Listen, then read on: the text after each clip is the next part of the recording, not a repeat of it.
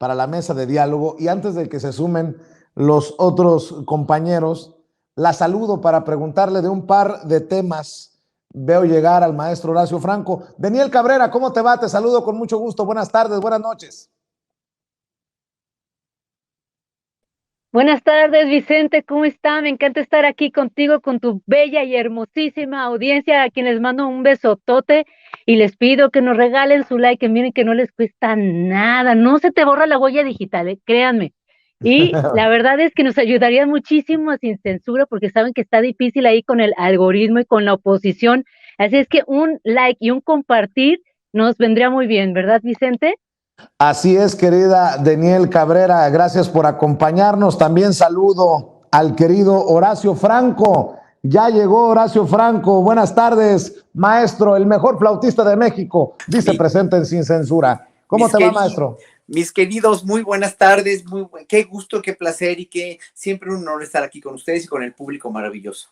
Oigan, a ver, déjenme iniciar con este tema porque todo parece indicar que le han bloqueado la cuenta de Twitter a Ricardo Salinas Pliego, para que vean que no hay distingos, dicen en Twitter. Yo creo que sí hay preferencias, pero Ricardo Salinas Pliego despotrica y hace berrinche tras bloqueo en Twitter por abuso y acoso. Ricardo Salinas Pliego dio a conocer que Twitter suspendió su cuenta tras hablar en contra de sus detractores. Como consecuencia, utilizará otras redes sociales para atacarlos. El presidente de TV Azteca, de Electra, de Grupo Salinas, de Banco Azteca, el empresario Ricardo Salinas Pliego, informó que el soporte de Twitter le bloqueó su cuenta por infringir las normas de la red social e incitar al acoso. Recientemente le informé que Salinas Pliego dio positivo a COVID-19 y los usuarios de redes sociales se le fueron encima tras recordarle que acababa de regresar de un viaje a Las Vegas, Nevada, y estuvo sin cubrebocas. Ahora, a través de su cuenta de Instagram, el dueño del Grupo Salinas publicó una captura de pantalla para explicar su ausencia en Twitter. Pues nunca me imaginé que lo tomaba tan a pecho un hombre de tantos miles de millones de dólares, y que se siente muy a la Donald Trump, se siente menospreciado, se siente lastimado en su ego. Pues vaya personaje que anda despotricando contra hasta las familias de algunas personas que lo señalan en redes sociales, Daniel. Pues está tremenda esta situación. La verdad es que yo no entiendo qué está sucediendo. Ya como tú bien dices, a la Trump, digo, ya Donald Trump sacó su propia aplicación, ¿no? Truth, por lo mismo, porque Twitter pues no le deja tener ahí su cuenta en Twitter. Y vemos que aquí hay una, pues parece una guerra, ¿no? Entre empresarios, el dinero, como siempre, es lo que manda, pero cuando este tipo de personas se acostumbran siempre a dar órdenes, siempre estar desde este punto arriba, viendo desde arriba abajo, pues es muy difícil aceptar un no como respuesta, es muy difícil que puedan aceptar este tipo de situaciones como la que está él viviendo. Yo realmente no sé si sea real esto, porque de verdad es que ya no sabes ni qué creer, pero un no definitivamente no lo puede recibir. Ahora, yo no sé si tenga que ver, y digo, recordemos que él quería que sus trabajadores trabajaran sí o sí, estuvieran con enfermos o no. Cuando él empezó a ver esos números en rojo, bueno, para él en rojo, para nosotros sería así como estaríamos como locos brincando de alegría, ¿verdad? Con sus números en rojo, pero pues él no le importaba eso y él quería que sus trabajadores ya se pusieran a trabajar, que no cerraran los bancos, que no cerraran nada, porque pues él quería ver sus ganancias y bueno, ya está viviendo un poquito esta situación que la verdad que no es ningún juego y pues vamos a ver qué sucede. A mí me gustaría esperar y ver qué empieza a suceder con todo esto, porque tú sabes que han habido guerras, hay guerras entre medios informativos, hay guerras entre empresarios, y bueno, esta es la historia que vemos todos los días, y bueno, pues a ver qué tal pinta, pero pues de que está, es un, ahora sí que es ¿cómo se dice? Una de cal por las que van de arena, pues así es, no sé cómo lo veas tú. Así es, y le agradezco a los colegas de Regeneración MX que le den seguimiento al caso, pero le voy a poner otra cosita a este tema sobre la mesa de Ricardo Salinas Pliego. ¿Será que a través de Instagram podría responder algo sobre lo que ha ordenado la Suprema Corte de Justicia de la Nación? Escuchen bien, hoy la Suprema Corte de Justicia de la Nación ordena que Electra pague al SAT 2,636 millones de pesos que debe desde el 2006. Grupo Electra debe pagar 2,636 millones de pesos de un crédito fiscal derivado de deducciones ilegales en el impuesto sobre la renta aplicadas en la declaración del ejercicio de 2006 por la fusión de dos de sus empresas, determinó la Suprema Corte de Justicia de la Nación. El SAT ha estado luchando contra Grupo Electra del empresario Ricardo Salinas Pliego en los tribunales durante más de una década, y si bien este es solo uno de los 8 casos que existen contra la empresa, la decisión de la Suprema Corte de Justicia de la Nación podría afectar todas las demás demandas. Hoy la segunda sala de la Corte desechó el último recurso a la cadena de tiendas, confirmando sentencias previas del Tribunal Federal de Justicia Administrativa y de un tribunal colegiado de circuito. En la revisión del amparo, la Suprema resolvió con 3 votos a favor y 2 en contra que la revisión interpuesta por Grupo Electra era improcedente, por lo que el conglomerado de Ricardo Salinas Pliego tendrá que pagar al Servicio de Administración Tributaria, el SAT. Pues no es un muy buen día, que digamos, para Ricardo Salinas Pliego, que lo tumban de Twitter y le van a tumbar 2,636 millones de pesos que nos debe a todos los mexicanos y mexicanas desde el 2006, querido maestro Horacio Franco. Mira, eso es como quitarle un pelo a un gato, dijéramos, ¿no? A él le valdrá gorro ese dinero. Le dolerá tantito, obviamente, si es avaricioso, ¿no? Si le importa cada centavo. Que parece que sí, porque a mí me decepcionó mucho cuando hizo trabajar, como decía Daniel hace un rato, ¿no? Hizo trabajar a los empleados y de hecho dos padres, los dos padres, padre y madre de una querida amiga mía, muy cercana, murieron por eso, porque esta mujer, la hermana, trabajaba en Electra en 2020 fue, o 21, no, sí fue en 21, el año pasado, y fueron a trabajar, los obligó a ir a trabajar, la obligó a ir a trabajar a la hermana y contagió a los papás y murieron. Entonces, cuando tú tienes este tipo de casos, cuando tú tienes algún caso cerca, sí te empiezas a enojar, ¿no? O sea, empiezas a decir, bueno, ¿por qué pareciera ser que el dinero es lo más importante para él, ¿no? Y yo creo que el dinero, y ahora sí que con todo el respeto que me merece, yo le diría que no se empodere en su dinero para poder hacer lo que hace con sus empleados y tampoco en Twitter, ¿no? Para poder denostar.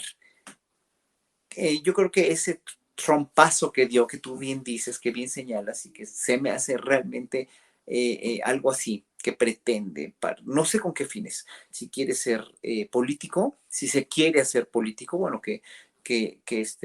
pues que se haga político, ¿no? A pulso, como hay tantos que se han hecho a pulso, ¿no? Sabiendo las circunstancias de cómo vive la gente, sabiendo las circunstancias, no la Ricardo Anaya, obviamente, sino a Andrés Manuel, directa y honestamente al Andrés Manuel, ¿no?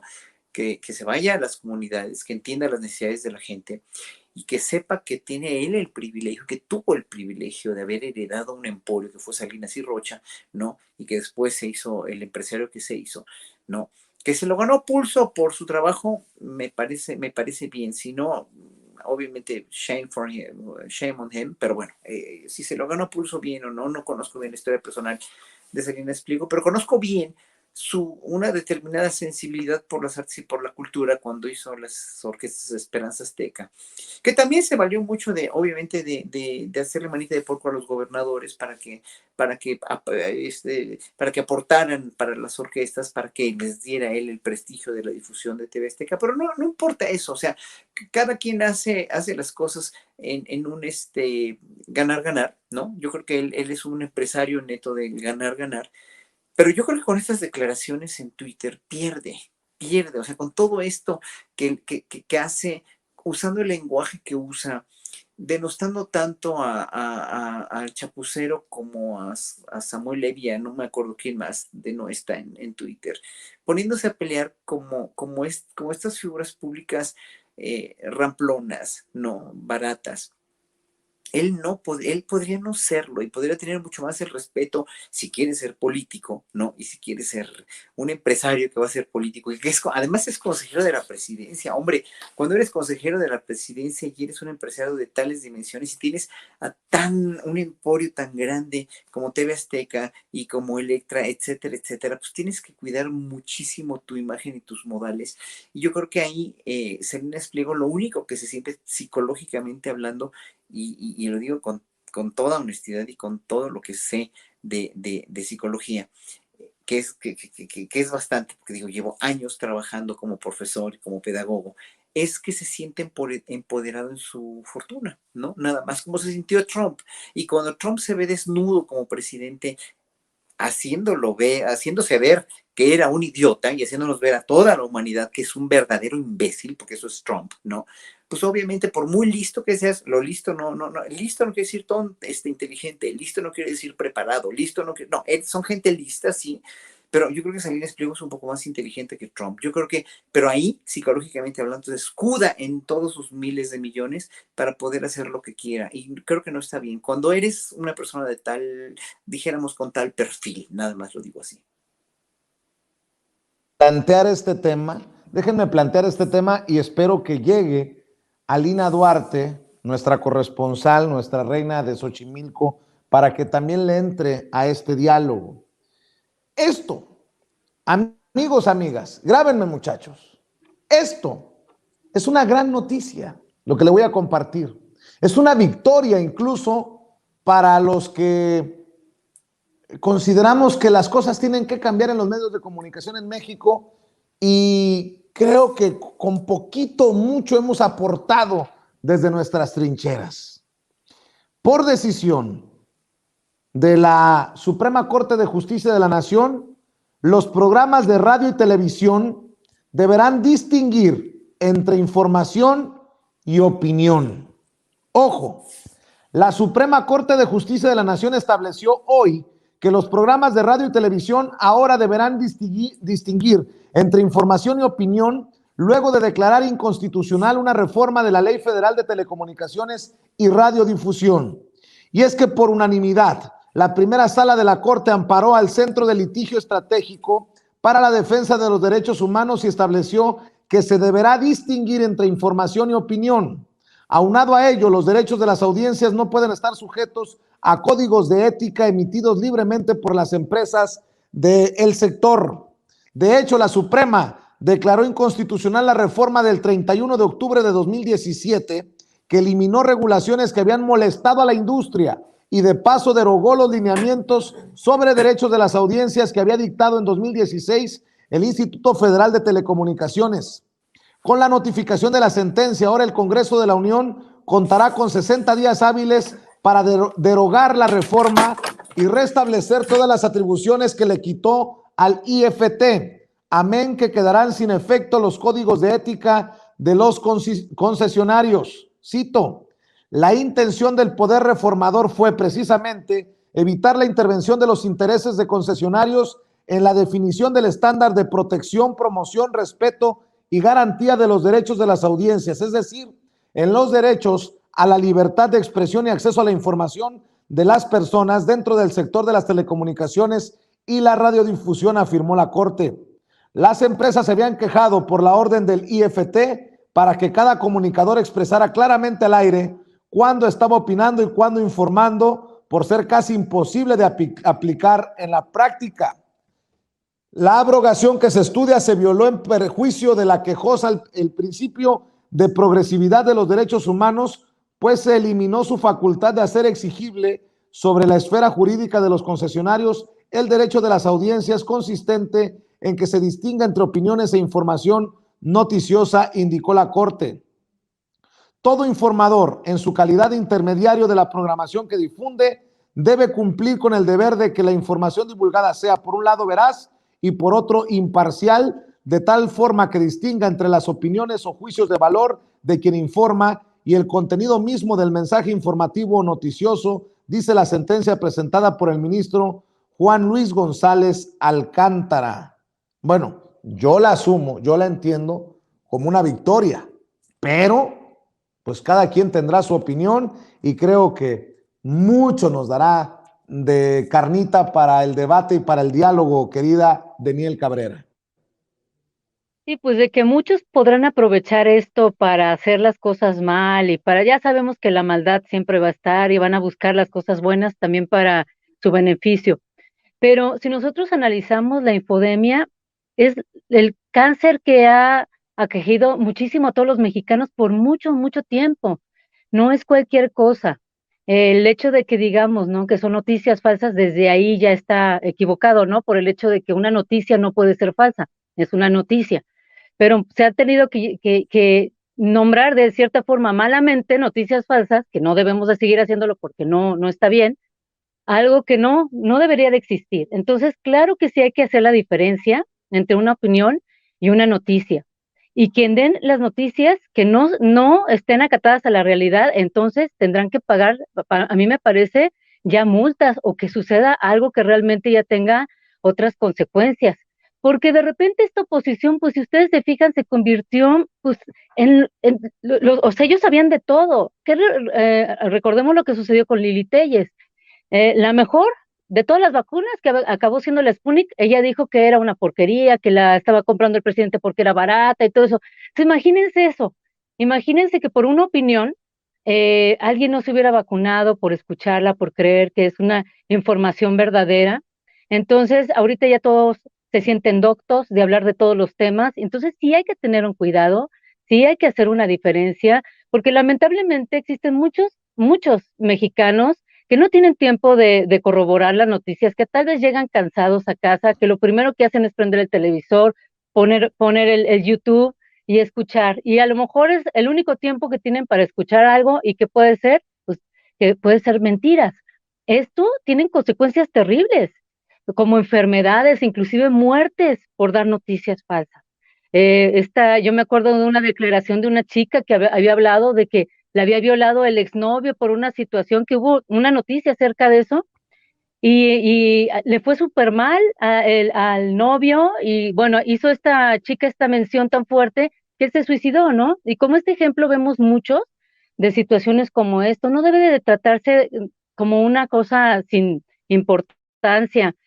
Yo creo que si nos vamos así a la antigüedad, si nos vamos a la Biblia decía que el profeta que no cumpliera su profecía sería apedreado. Así de dura era en la antigüedad el hecho de que tú hablaras. Si no se cumplió lo que tú profetizaste, ha muerto. Eso decía la Biblia, ¿no?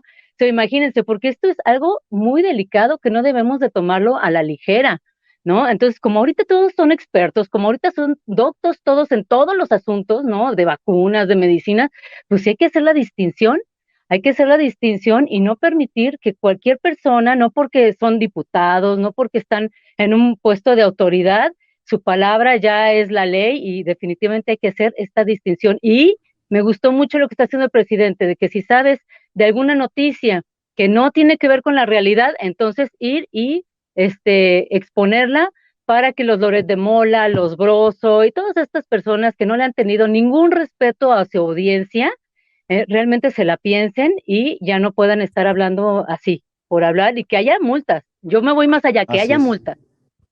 Así es, querida Daniel. De hecho, por esta orden de la Suprema Corte de Justicia de la Nación a radio y televisión de distinguir información y opinión, ya están precisamente despotricando algunos en redes sociales. Javier Lozano, el saco de pus, dice: esto es gravísimo, se trata de un golpe brutal a la libertad de expresión y de prensa, obligan a lo imposible e inducen a una mayor injerencia del Estado en los contenidos de la radio y la televisión. Un paso más hacia el autoritarismo.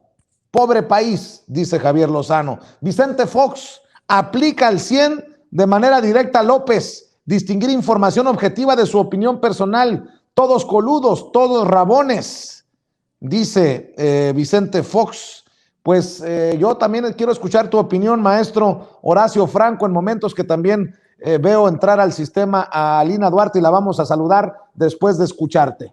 No, es que no entienden nada de lo que es un noticiero y un resumen informativo con las noticias presentadas una tras otra de lo que pasó en gobierno, de lo que pasó en sociedad, de lo que pasó y si quieren deportes, incluyen deportes, ¿no? En lo que pasó en el mundo, información mundial, y después se entra una barra de opinión como la que tú presentas, o sea, en el formato que tú presentas, en los formatos de los noticieros normales, dijéramos, donde se presenta un resumen de noticias y un glosario de todo lo que está pasando, para que la gente esté objetivamente bien informada y después, ahora sí, entra la barra de opinión o entra como tú lo haces, pues, ¿no? O sea, evidentemente es una cuestión además de entender que los formatos actuales de noticieros en México no están en realidad dejando un sello como cualquier noticiero en el mundo. O sea, escucha los noticieros en Estados Unidos, en Israel, en Europa, donde sea, y la mayoría son así, o sea, no son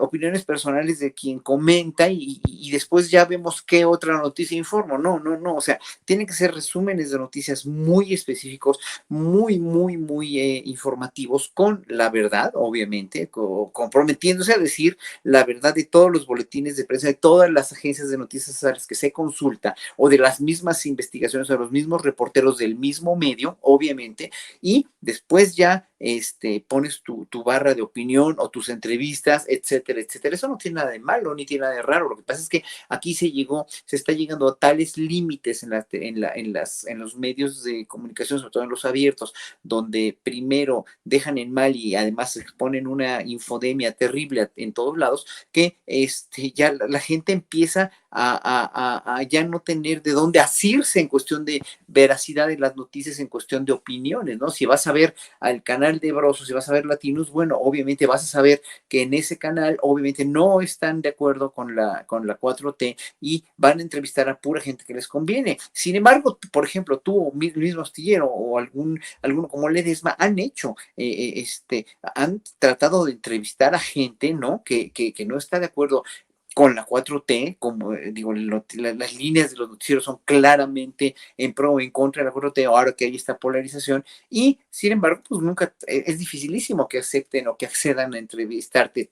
Seguramente a ti, Vicente, te ha de haber costado mucho trabajo entrevistar a Lili Telles cuando lo hiciste en su momento, o a quien sea que esté en contra de la 4T, ¿no? Pero obviamente, pues a mí que me entreviste Broso, si quieres, yo le he dado una entrevista a Broso que me parece varios años, antes de que cambiara, antes que se fuera, antes de que debrayara en lo que debrayó ahora, ¿no? Y al mismo Loret, y a mí no me da miedo platicar con nadie, o sea, debatir con nadie, pero ellos, tanto ustedes, youtubers, como los astilleros, como los rompevientos, que den primero un resumen de noticias para la gente, que la gente esté informada, que tenga todo el compendio de lo que pasa en la realidad, y después ya viene la cuestión de opinión. Exactamente, así debería ser una división bastante, es una victoria, como tú dices.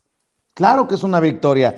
Fíjense nada más, Leo, para saludar a Lina Duarte. Esta primera sala encuentra que con la abrogación que se estudia, se violó en perjuicio de la parte quejosa recurrente el principio de progresividad, no regresividad de los derechos humanos, pues eliminó su facultad de hacer exigible sobre la esfera jurídica de los concesionarios el derecho de las audiencias, consistente en que se distinga entre opiniones e información noticiosa, señala la sentencia aprobada que fue elaborada por el ministro Juan Luis González Alcántara Carrancá.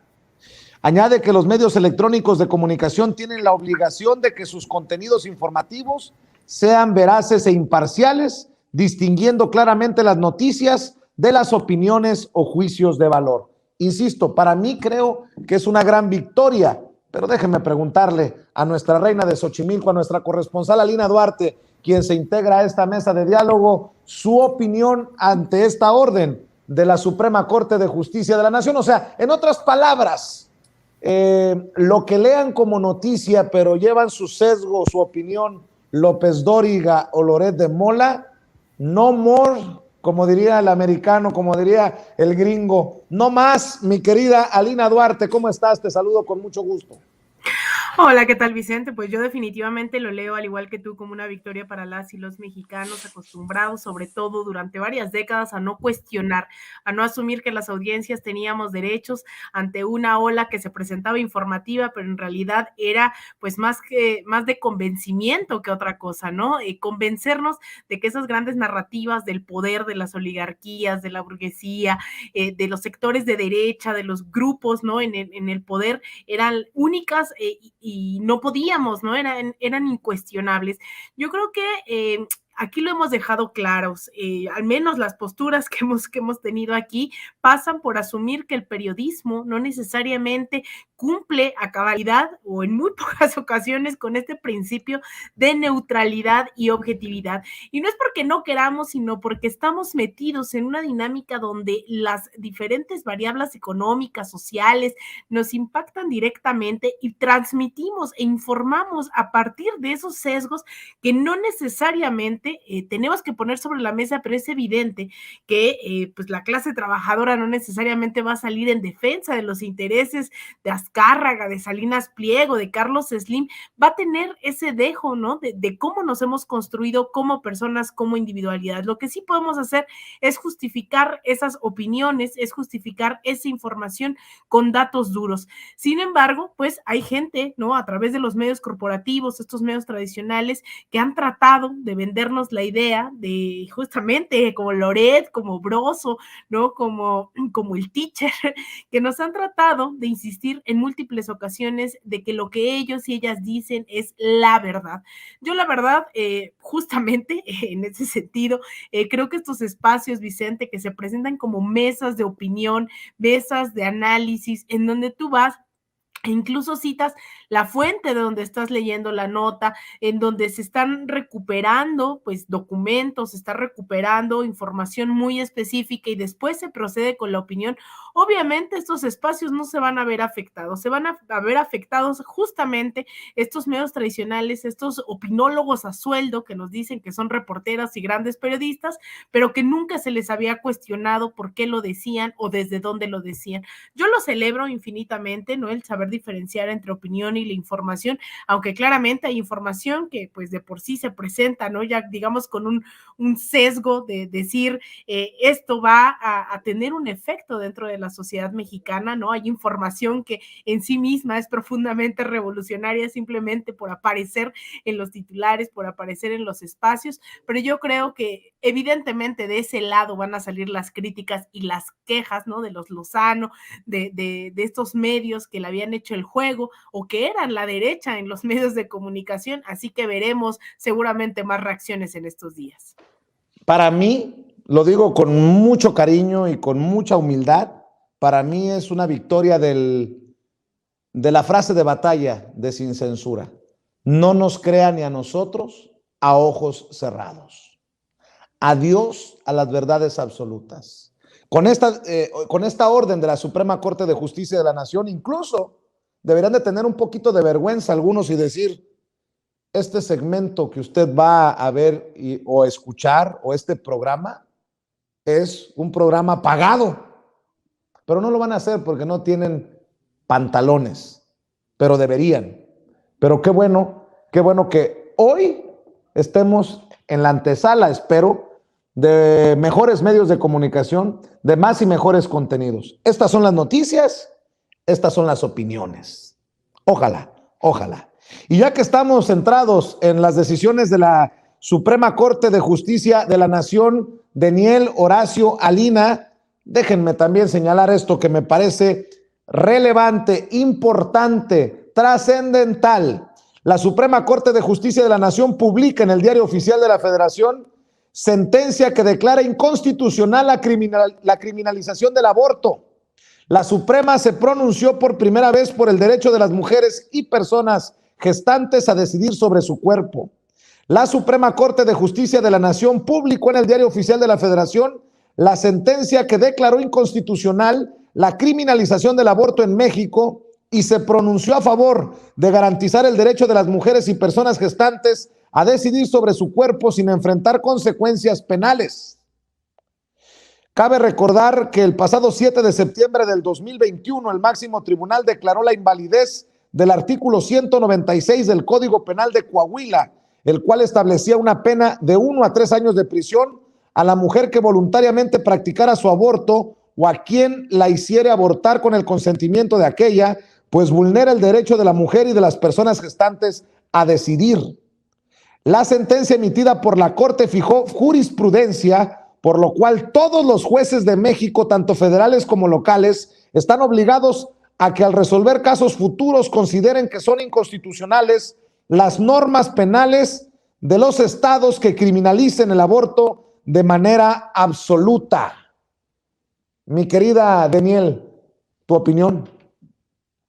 Pues esto es una muy, muy buena noticia. Yo creo que ya estamos saliendo de estos gobiernos que vivimos donde no permitían opinar, donde solamente lo que ellos decían era lo que se hacía, porque nosotros en realidad sí vivíamos una dictadura antes, que nos la pintaban de otra forma, es diferente, pero vivíamos una dictadura y además un autoritarismo terrible.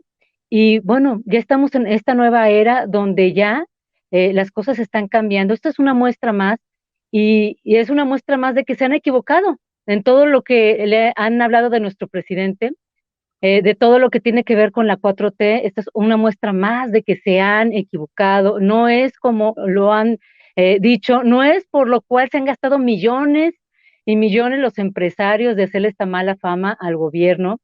Yo, a pesar de que yo estoy en contra del aborto, porque yo no aborté, cuando todo el mundo me decía, estás en tu mejor momento, aborta, yo no lo hice, estoy en contra de la penalización del aborto.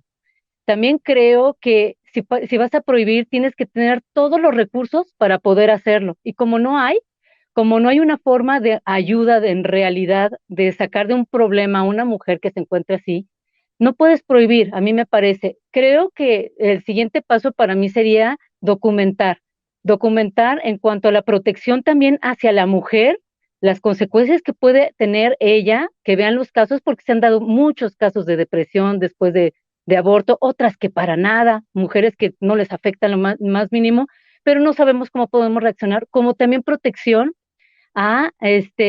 ¿cómo se dice? Pues al feto. Entonces, creo que tiene que ver mucho con el debate, pero ahorita nos debemos de tratar como personas adultas, que cada persona va a tomar la responsabilidad de sus actos.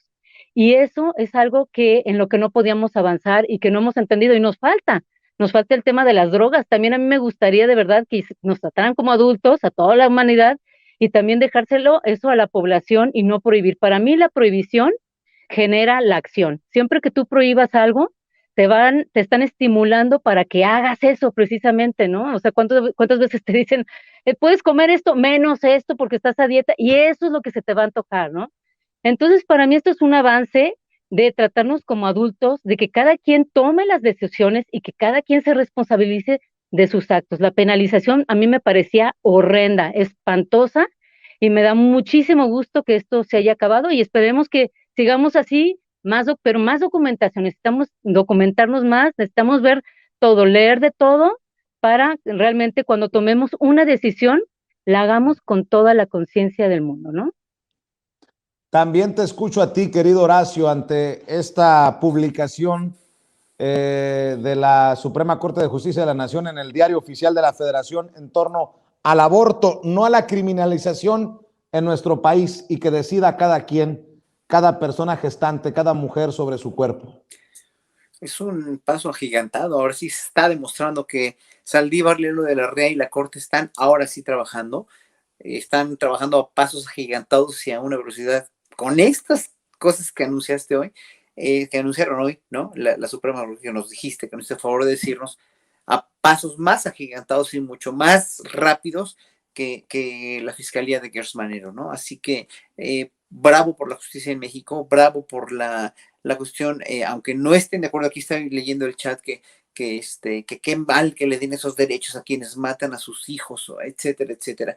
Aquí no es una cuestión, no es una cuestión moral, no es una cuestión religiosa, no tiene nada que ver con las creencias de cada quien, tiene que ver con la seguridad para las mujeres, la integridad a que se le da a la mujer de decidir por su propio cuerpo, sobre su propio cuerpo, y la protección que se le da también a los niños no deseados que van a nacer en este mundo. Entiéndanlo. No es una cuestión de Dios. Aquí la cuestión no es una cuestión moral, es una cuestión de que si te violaron como mujer y vas a tener un hijo no deseado, y aparte te van a meter a la cárcel por tratar de abortar, por intentar abortar o lo que sea, y vas a dejar ese hijo no deseado aparte sin madre. Es un círculo vicioso que la gente no entiende en ese sentido. La gente religiosa no entiende que eso no tiene nada que ver con la religión y con las creencias de cada quien. O sea, además a ninguna mujer, por favor, a ninguna mujer le gusta abortar, ¿no? A las mujeres que abortan, y me consta porque lo he visto, ¿no? Sufren mucho, es terrible abortar, es un dolor enorme, es una cuestión espantosa, pero si te viola un imbécil desgraciado maldito, si te viola y aparte tienes que tener ese hijo, porque si no te meten a la cárcel y ves al hijo, tienes que lidiar con ese recuerdo dolorosísimo de que te violaron, hombre, por favor, o sea que no, o sea, es que no puedo con esto, en verdad, ¿no? Y qué bueno, por fin, por primera vez en la vida, estoy verdaderamente muy agradecido porque se voltea a ver a los derechos de todas las mujeres que tienen que abortar por muchas cuestiones y porque finalmente es mejor no tener un hijo que ya esté gestado en el periodo que la ley lo diga, ¿no? Con los meses que la ley lo diga para poder abortar, es mejor no tenerlo que tener un hijo no deseado que después probablemente lo vas a botar, te va a amargar la vida y no le vas a dar el amor y el cariño. No hay un problema para mí más grande en México en la cuestión de la familia que en México se tienen hijos e hijos e hijos, millones de hijos se han tenido, no planeados, no deseados y por lo tanto no amados, ¿no? O que les cuesta mucho trabajo a los papás realmente educarlos porque no están preparados para ser padres y mucho menos pues una mujer a la cual violaron y a la cual no quiere tener en ese momento un hijo. O alguna estupidez también de algún estudiante de secundaria que de repente la riega y la caga, pues es que esa gente no está preparada para tener hijos. O sea, ¿cómo puede ser responsable una niña de 15 años o de 14 años para tener hijos, ¿no? Y a fuerza lo tiene que tener, porque si no lo meten, la meten a mujer porque es pecado de Dios. Bueno, yo que soy ateo y no tengo ningún reparo en decirlo, no me importa la cuestión moral. Lo que me importa es, primero, el derecho de la mujer a decidir y en segundo, el derecho de que todos los seres humanos tienen que estar aquí en este mundo deseados y planeados y no estigmatizados por la misma madre por ser producto de una violación o por ser producto de algo que no desean ni el padre ni la madre, ¿no? Pues yo lo leo como que no se debe de criminalizar a una mujer por decidir sobre su cuerpo, que sobre su cuerpo, sobre el cuerpo de la mujer decida ella misma y no un juez, no un legislador. Así lo entiendo yo. Mi querida Lina Duarte, te escucho también aquí en Sin Censura. Pues primero, antes que nada, reiterar, Vicente, que a pesar de que estos debates no necesariamente son muy populares dentro de la audiencia, te sigues animando a ponerlos sobre la mesa y de verdad lo agradezco mucho porque dentro de otros espacios lo único que recibimos muchas mujeres al momento de hablar del aborto es estigmatización, es rechazo, es criminalización. La demanda histórica del movimiento feminista no tiene que ver solo con abortar, que a eso se relegan muchos de los medios de comunicación o sobre todo discursos súper conservadores o fomentados desde la iglesia. La consigna feminista con la cual miles de mujeres alrededor del mundo han salido a marchar es educación sexual para decidir, anticonceptivos para no abortar y aborto legal para no morir. Dentro de este debate fundamentalmente hay un tema de clase, hay un tema de género, hay un tema también de racismo institucional. Las mujeres que mueren justamente son mujeres pobres, son mujeres indígenas, porque las mujeres blancas, mujeres ricas, mujeres de altos estratos sociales nunca se han tenido que cuestionar si van a abortar o no. Ellas tienen muchas veces estos mecanismos de poder irse a otro país, de poder ir a clínicas privadas, ¿no? Fuese legal o no, y de acceder a este tipo de prácticas. El problema es de esas mujeres que son abusadas, esas mujeres indígenas, esas niñas, esas adolescentes alrededor del país que son abusadas dentro de sus propios hogares, que no tienen educación sexual, que no tienen anticonceptivos. Esas son las mujeres por las cuales estamos abogando, esas mujeres que mueren en la clandestinidad al practicarse abortos que no necesariamente son seguros. Entonces yo creo que esto es más profundo de lo que realmente parece, nada más como si fuese un juego, ¿no? Y es como, creo que ahí coincido con Horacio, es profundamente traumático para muchas de estas mujeres que practican el aborto.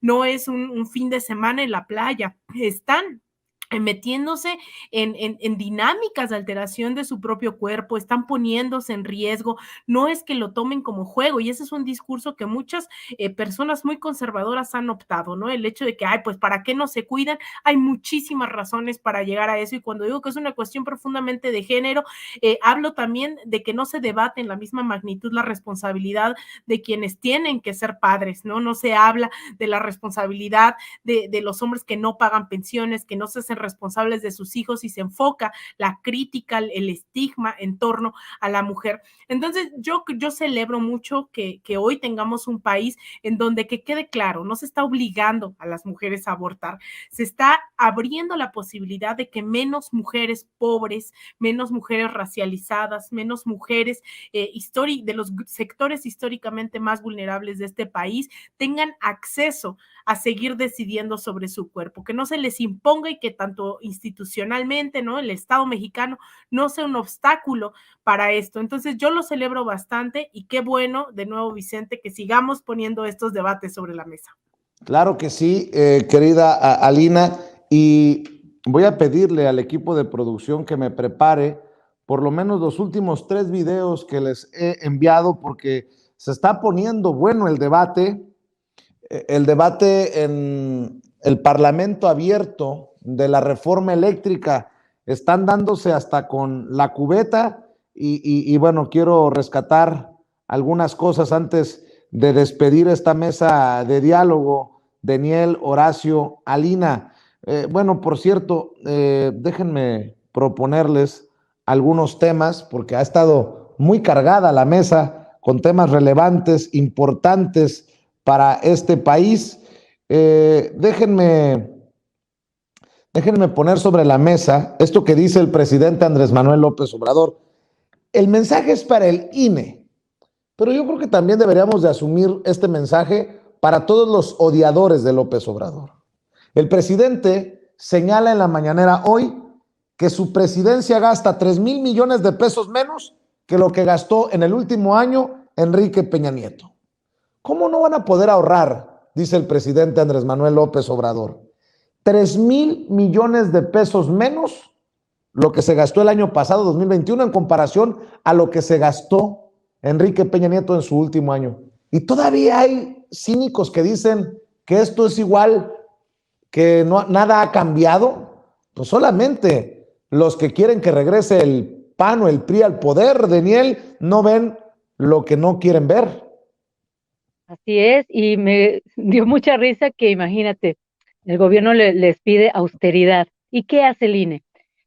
Pues gastar en un muñeco animado ahí al chipotle, que bueno, esto lo vemos así, pero esto genera mucho gasto, porque ahí, para que vean, ese personaje tuvo que unirse mínimo una mesa donde se pusieron a pensar, a ver, ¿qué hacemos? ¿Con qué se puede identificar el pueblo? Ah, pues con un chile así de creativo, y luego pusieron un chile que está enojado. Entonces, o sea, como que yo no sé a quién consultaron para hacer esto, pero la verdad que se pusieron a gastar más, hicieron lo contrario. ¿Saben? Esto es muy caro. Yo les platico así rapidísimo. Yo sé hacer animación, ahí tengo un canal que por eso aprovecho el comercial para decirles, se llama Musi y Melo, es música para niños, y yo hice todo lo que está ahí en ese canal, todo lo que se ve y se escucha lo hice yo, y es muy difícil hacer animación y es muy caro, a eso voy, porque yo cuando coticé era caro, o sea, era así, hagan de cuenta que le pagas como a los diseñadores, a los que se meten al programa de edición, como 500 pesos la hora, y te dicen, uy, por hacer una cosa así de un minuto, se van a tardar no sé qué, y yo dije, ay, no, era demasiado, por eso me puse yo a aprender.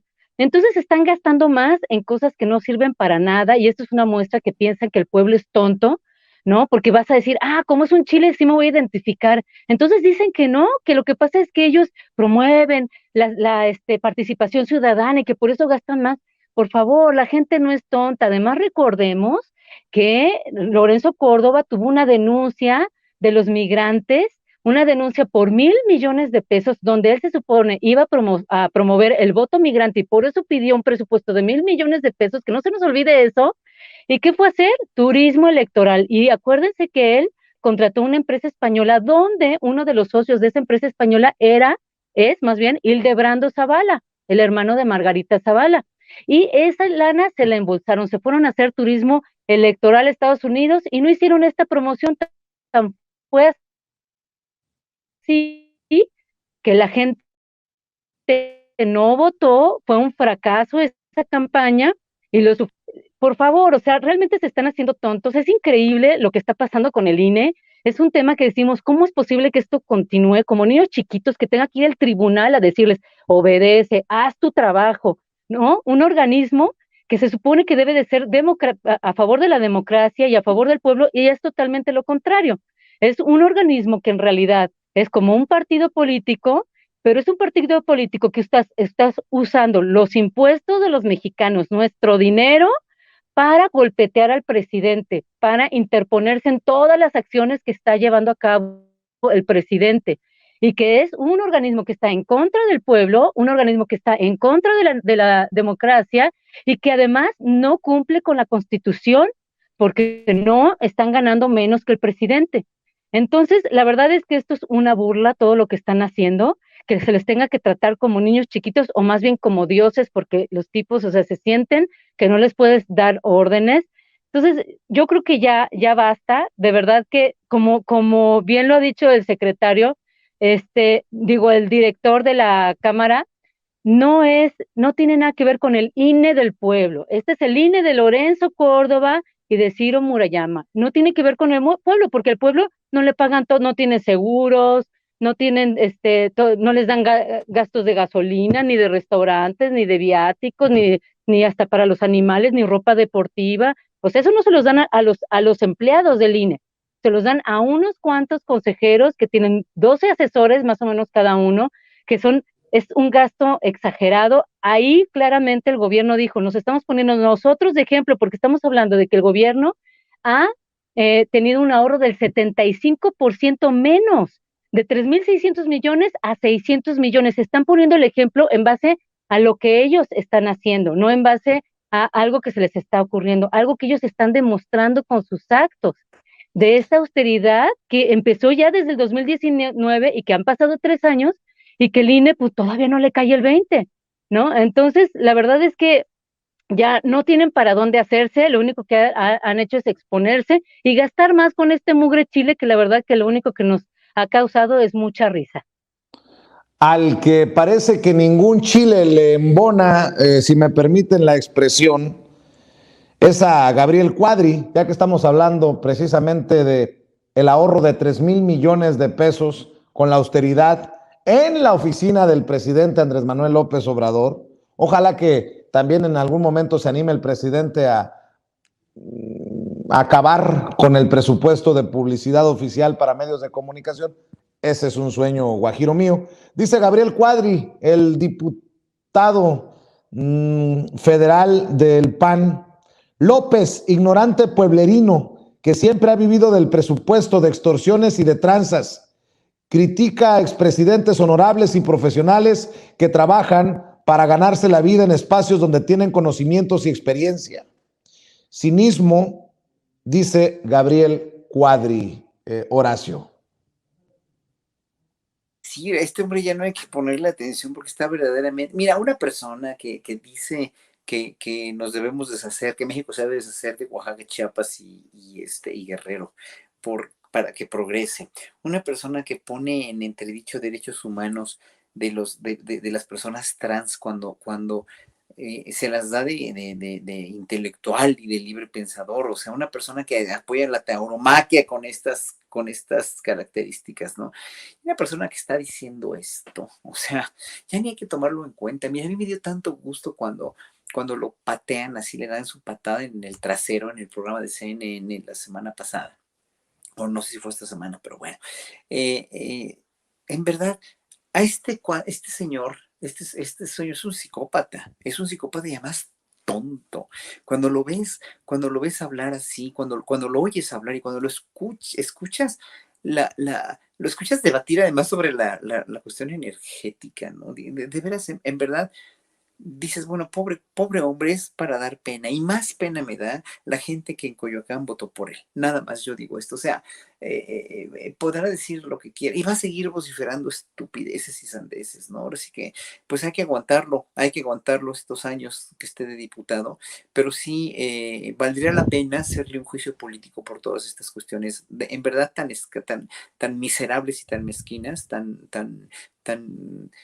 mira, ya él ya rebasa mucho lo que dice Einstein, que hay dos cosas infinitas, ¿no? El universo y la estupidez humana. Y con Cuadri, o sea, va más allá, ¿eh? O sea, él sí va más allá del Big Bang y de todo lo que de todos los cúmulos de galaxias y todas el cosmos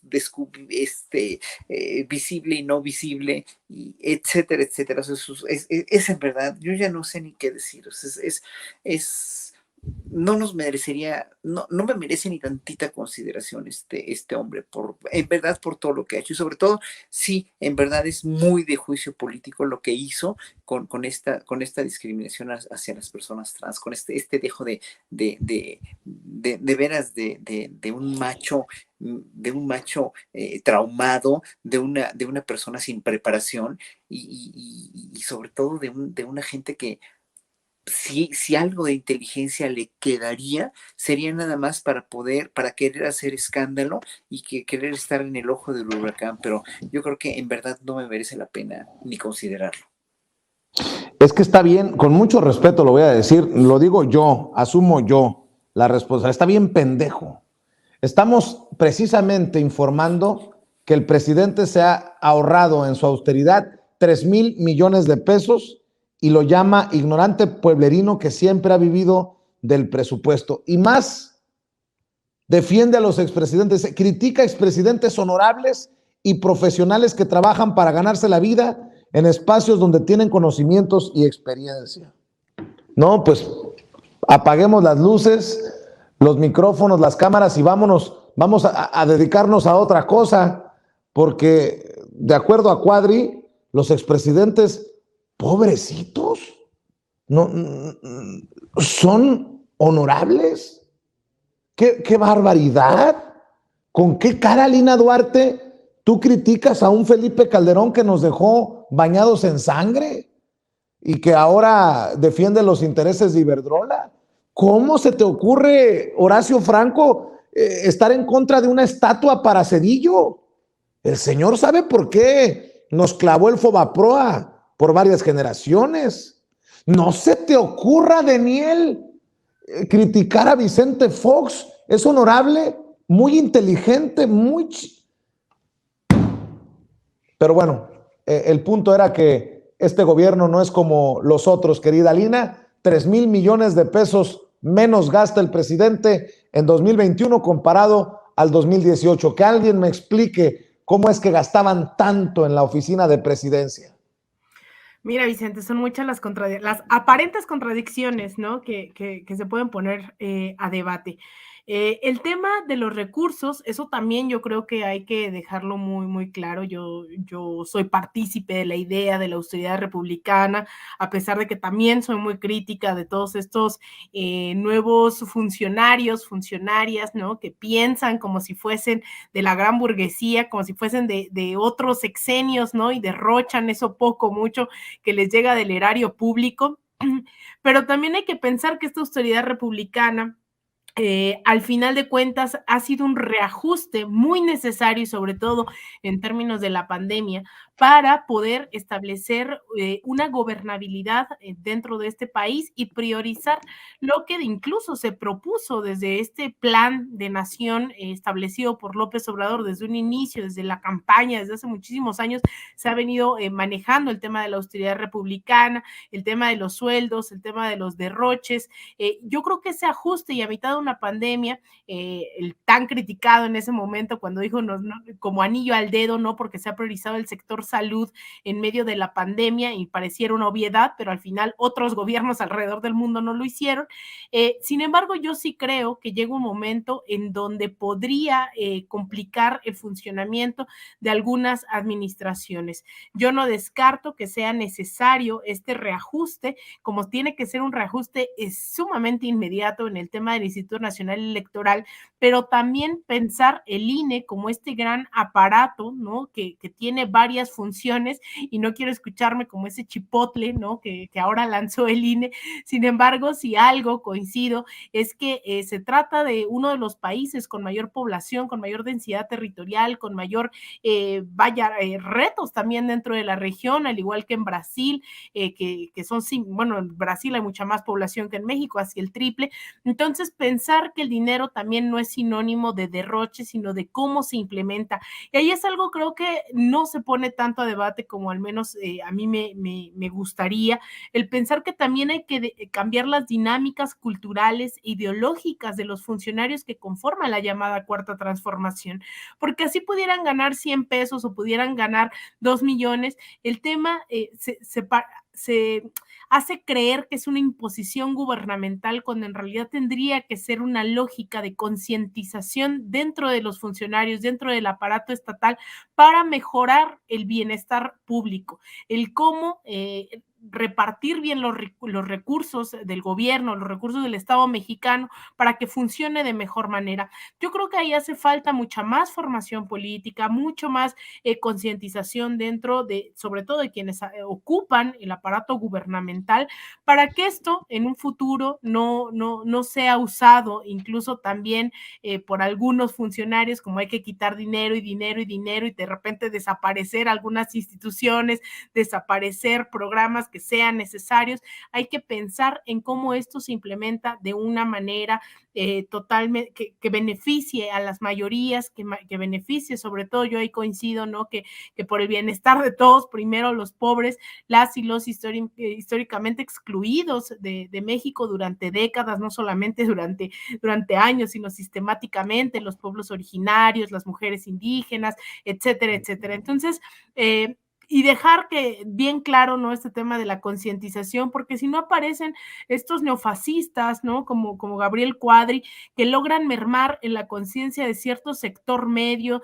de cierto sector poblacional desesperado por no entender las dinámicas del gobierno, por qué el gobierno toma estas decisiones, y entonces les hace sentido Gabriel Cuadri. Es lamentable de verdad ver que este personaje llegó por la vía de los votos, no es una imposición, llegó de la manera más democrática, ¿no? En este país, y eso es muy lamentable porque eso implica que no solamente es este loco diciendo, propagando discursos de odio, misóginos, clasistas, sino que hay un sector que le respalda, y a eso realmente hay que tener cuidado, hay que tener todas las alertas puestas en estos sectores de la población que al no tener una conciencia de clase, una perspectiva de género, una lógica antirracista, etcétera, etcétera, terminan votando por este tipo de personajes totalmente fascistas. Claro que sí, mi querida Lina, cerremos invitando a la gente para que te siga en redes sociales, querida.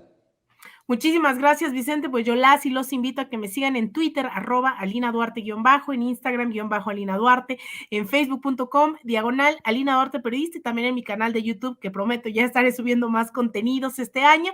Y pues un saludo también a Daniel, a Horacio, a todo el equipo y al auditorio de Sin Censura. Claro que sí, gracias, Alina, gracias a nuestra querida reina de Xochimilco por entrarle a la mesa de diálogo. Querida Daniel Cabrera, ¿en dónde te apoyan a ti?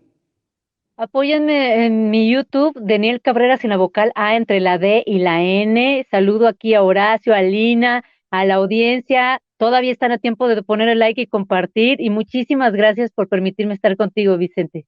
El gusto, el honor es de nosotros aquí en Sin Censura, querida Daniel Cabrera. Maestro Horacio Franco, cerramos contigo. Muchas gracias. Me dio muchísima pena no haber contestado directamente tus preguntas, pero es tal el coraje que me da este señor, está la repulsión que me da Gabriel Cuadri, que yo lo único que quería decir también es que sí estoy orgulloso que López Obrador ponga los puntos sobre las IES y se pongan como ejemplo, porque sí es un ejemplo a seguir.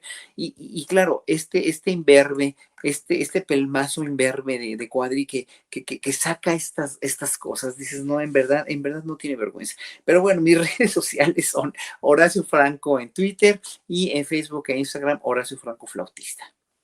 Claro que sí, querido maestro. Un abrazo, querida Daniel, querida Lina. Nos vemos pronto. Un abrazo. Muchas gracias. Un abrazo. Que descansen. Gracias. Amigos, amigas, regresamos en breve, pero mientras seguimos hablando sin pelos en la lengua, sin censura, usted puede suscribirse a nuestros 3 principales canales en YouTube.